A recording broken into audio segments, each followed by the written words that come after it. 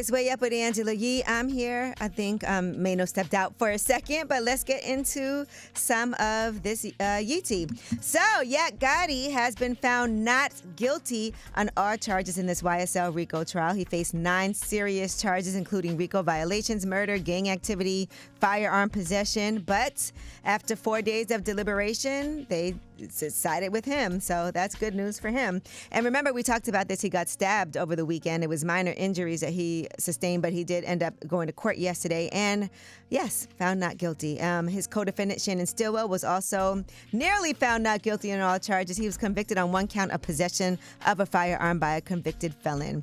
But he was sentenced to time already served, so both of them free. For your last. All right, congratulations to Saweetie.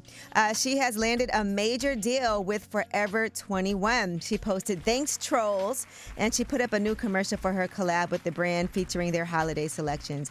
I'm sure she's annoyed at all this trolling. I saw recently they were posting that she was on vacation with somebody else's man and all kinds of things, and I don't even know that that was true at all. But anyway, people be harassing Saweetie all the time, and she does always act unbothered. So congratulations to her for her collab with Forever 21.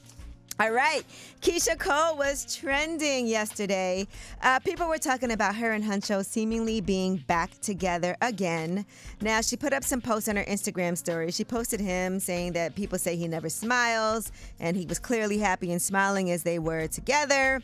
She also had posted single as F previously after getting showered with gifts from for her birthday. And then she posted, "If you feel pain, you are alive. If you feel others people pain, you are a human being." And so not sure what's going on with the two of them, but I'm sure there's going to be some fire music. People were also talking about her performances and how she seemed extremely emotional during them. And Jay-Z's Team Rock, they have announced a true crime podcast, and that is going to be to investigate the criminal justice system. It is called Corruption Uncovered. If you guys know about podcasts, you know that true crime are always the #1 podcast that people listen to.